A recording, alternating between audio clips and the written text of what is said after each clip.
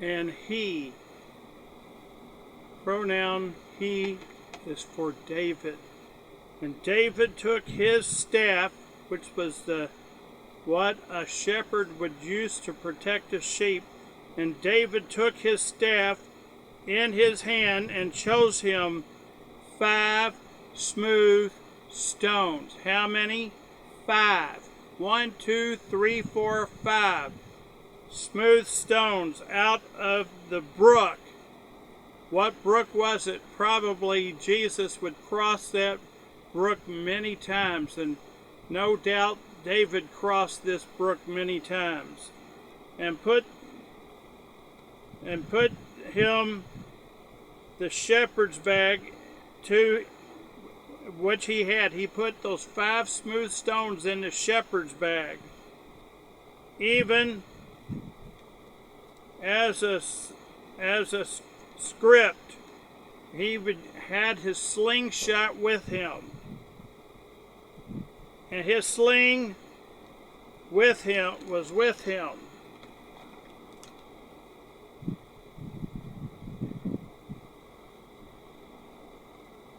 His slingshot was in his hand, and he drew near to the Philistines. He didn't run away. He was prepared for battle.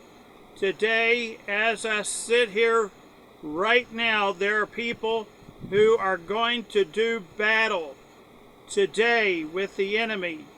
Get your slingshot, be prepared. Pray before you go into battle. Pray. If you obey the Lord, turn not to the left or to the right, you will have victory. You're undefeated with Him as your King and your Lord.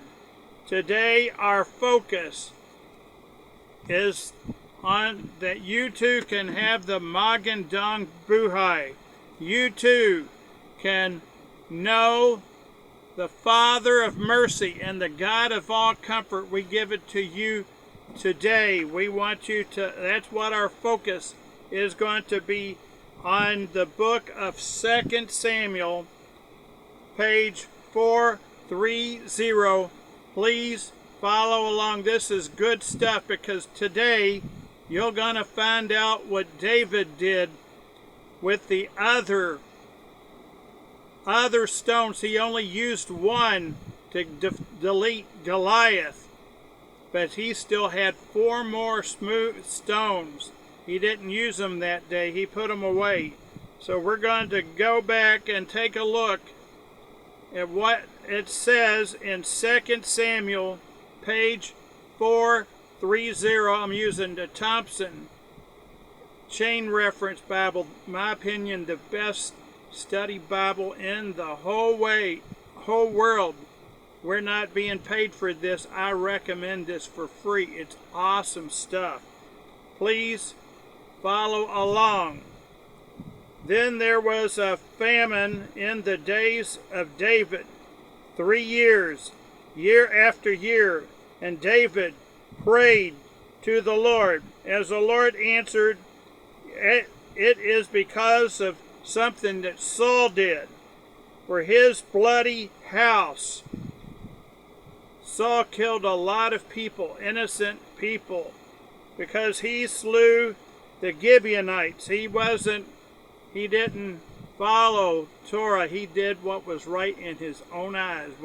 If you do what is right in your own eyes, you're going to make a mistake. But if you don't turn to the left or to the right, it's going to be awesome. Verse 2, and the king David called the Gibeonites and said unto them, now the Gibeonites were not of the children of Israel, but of the remnant of the Amorites that were on the other side of Jordan. But he made peace with them, and the children of Israel had sworn unto them, made promises unto them. And Saul sought to slay them in his zeal to the children of Israel and Judah, to show that he was the champion. He had a zeal, but it wasn't according to knowledge. It wasn't being faithful to what was taught in Torah. Torah never changes. Never. Jesus didn't change Torah. He fulfilled it perfectly. Perfectly. Didn't change anything. It's awesome. Please follow along. Verse 3, Wherefore David said unto the Gibeonites, What shall I do for you? How can I make things right? Wherewith shall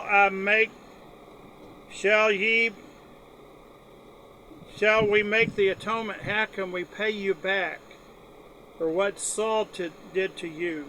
That ye may bless the inheritance of the Lord. What can we do for you? Some of you who's asking, what can I do for you? There's a song. It has taken all this time for my heart to be taught to say, whatever you want, that's what I want too. That's the way my wife and I. Joshua said, choose you this day, not tomorrow, this day, whom you will serve. As for my wife and I, we will serve the Lord. It's awesome. And the Gibeonites said unto him, We don't want silver nor gold of Saul. We don't want any of his riches, nor of his house. Neither for us shalt thou kill any man in Israel. You will not kill anybody in Israel. And he said, What shall ye say that I shall do for you?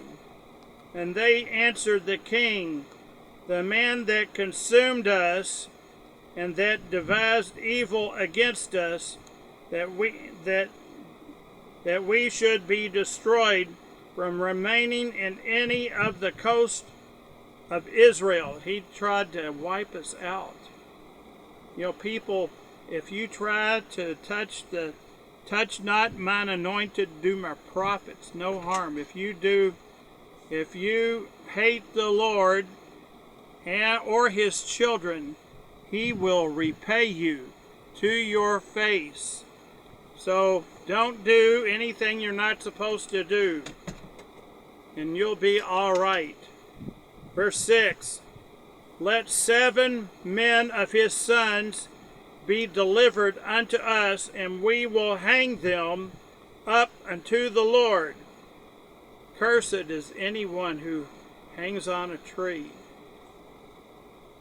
That's what Jesus who knew no sin, became sin for us. And because of that, we get the righteousness. He paid the price for you and me. I want you to know we give it to you freely.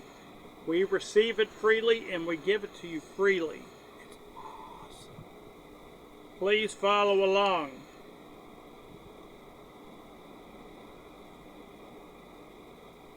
Whom the Lord did choose. And the king said, I will give them. I will do this for you. But the king spared Mephibosheth, the son of Jonathan, the son of Saul, because they were like friends. They were good buddies. David tried to save his father. If you have the son, you also have the father. That's the same way it is. It has never changed. Not anything in Torah has ever fallen to the ground. Ever. Never has, never will. I said, Isang punto sa mensaje, so I will need to pick up speed so that nobody falls asleep. We don't want anybody to die by accident because they fell out of the chair or anything. Isang punto sa mensaje, to the point. Verse 8, But the king took the 2 sons of Rizpah, the daughter of Aiah, whom she bare unto Saul, Armani and Mephibosheth, and the 5 sons of Michal, the daughter of Saul, whom she brought up for Adriel, the son of Barzillai, the Meholathite.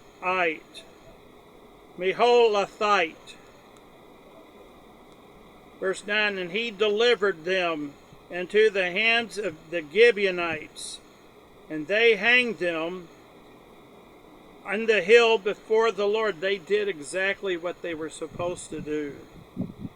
And they fell all 7 together, and were all put to death in the days of the harvest.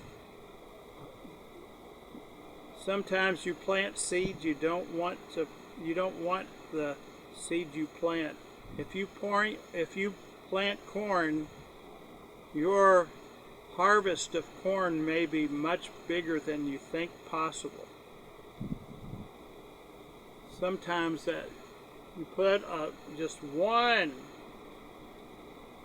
bit of corn in the ground and you get a whole field of corn.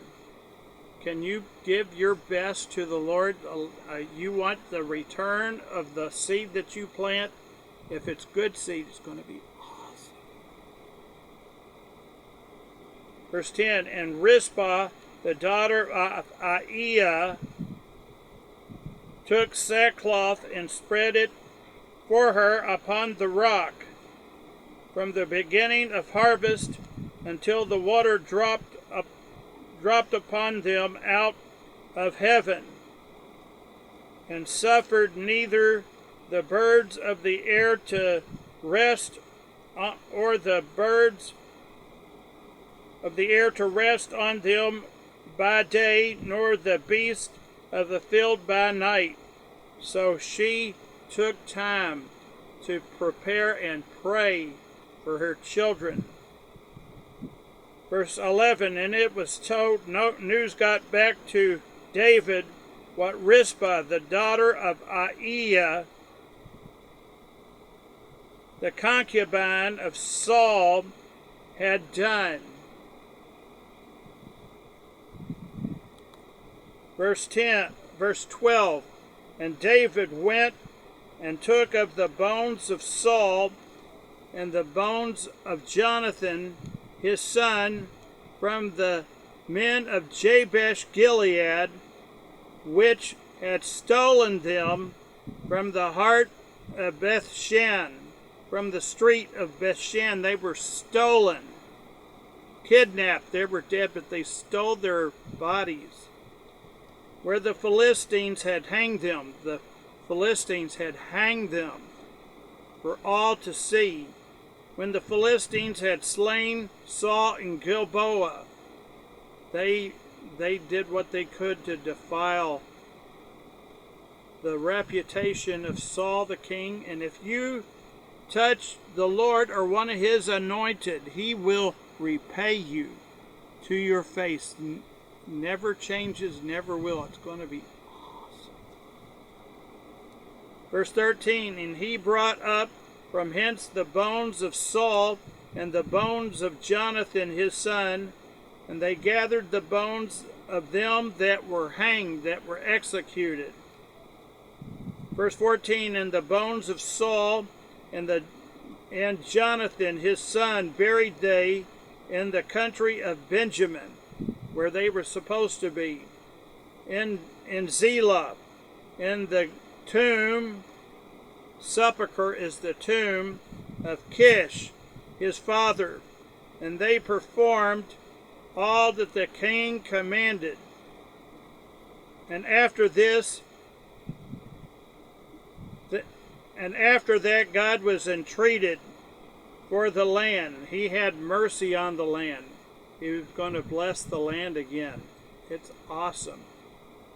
It says in 2 Chronicles 7, verse 10, verse 14, but specifically verse 14, if my people, my people who are called by my name, the godly people, shall humble themselves, not your husbands, not your wife, not the people across the street, humble themselves and pray and turn from their wicked ways, not the prostitutes, not the harlots, not the whores, my people who are called by my name, the holy people who try to be holy. If my people who are called by my name shall humble themselves, not the people across the street, not your spouse, humble themselves and pray and seek my face and turn from their wicked ways. Can the children of God have wicked ways? It says so. Shall turn from their wicked ways. I will hear their prayer, forgive their sin, and God will heal their land. That's an awesome promise. Right now, they're talking about drought around the world caused by what they call Super El Nino. But God has enough power that if my people who are called by my name shall humble themselves and pray and seek my face, I will hear their prayer, forgive their sin, and I will hear their land. Great promise. Claim it in Jesus' name. Verse 15, moreover the Philistines. Next verse it says, moreover the Philistines had yet war with Israel. They still do it, even to this current day. Moreover the Philistines had yet war with Israel. So they returned to do more battle with Israel. And David, being the champion, the one that killed Goliath, he was still the best warrior. He was still known for being the champion that he was, except he's not young anymore. He's a little bit older than he used to be. And his servants with him and fought against the Philistines. David didn't sit back. He got up and he led his people into battle.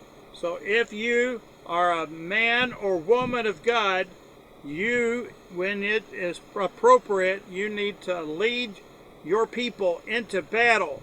And we also know that we who are with you should help you to lift your staff in prayer. And when the staff was lifted up, the children of God were winning. And when they got heavy and brought the scepter down, they began to lose. So you're supposed to be there to help that man or woman of God, to help keep that scepter in the air.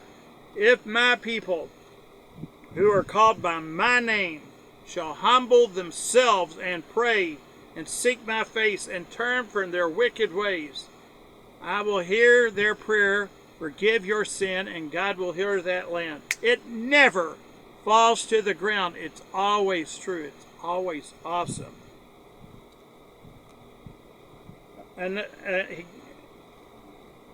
his servants went and fought against the Philistines, and David waxed faint. The champion, the best they had, he got tired. He's not the young David that fought Goliath in part 1.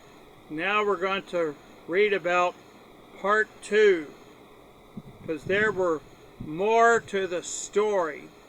We're going to cover some of that right now, but anyway, so please follow along. Verse 16, Ishbi-benob, which was of the sons of the giant. Do you see that? Which was of the sons of the giant. How many stones did David picked up, he picked up 5. How many did he use to kill Goliath? 1. So there were 4 more stones left. And Ishbi-Benob, which was of the sons of the giant, he's one of the sons of Goliath, the weight of whose spear weighed 300 shekels of brass. It was a heavy spear. So he was a big man, a giant of a man. 300 shekels of brass in weight, and being girded, he was armed with a brand new sword, so that he could use it to kill David. He had a brand new sword, and he wanted to use it to kill David. He wanted revenge against the man who killed his father, the champion. He was going to kill David with a brand new sword, and David was tired and fought against David. He waxed faint. He got tired. Does your man or woman of God, they ever get tired? You're supposed to pray for them. So watch what happens. But verse 7, but Abishai, the son of Zeruiah, went to his rescue, secured him, and smote the Philistine. Smote is Old English past tense for smite. What does it mean, smite? He attacked him violently. And if somebody comes against your man or woman of God, you need to attack them with violence. Violence. And killed him. And the men of David swear unto him, saying, Thou shalt go no more out with us to battle, that you quench not the light of Israel. And that was 1 stone. That was 1 more son of Goliath that died. 1 stone. Verse 18, and it came to pass after this that there was again a battle with the Philistines. They weren't done yet. Of Gob. Then Sibishai the Hushathite slew Saph. So there were 2 sons of Goliath that had to die. Which of the sons of the giant? Verse 19, they weren't done yet. And there was again a battle in Gob with the Philistines, where Elhanan, the son of Jair Oregim, a Bethlehemite, a shepherd from Bethlehem, slew the brother of Goliath, the Gittite, the staff of whose spear was like a weaver's beam. His spear was like a weaver's beam. It wasn't a light spear, it was a big spear.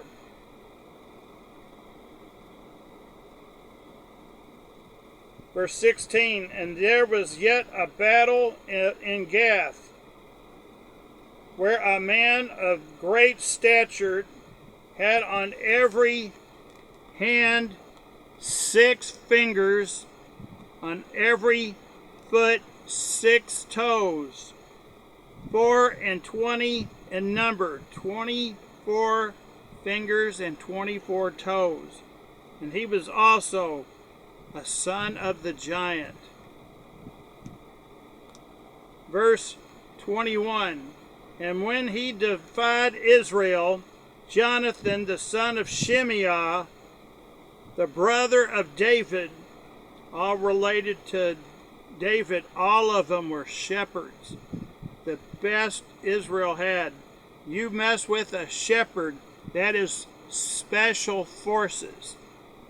You attack a sheep, one of those shepherds, you don't want to mess with a shepherd of God. The Lord is my shepherd.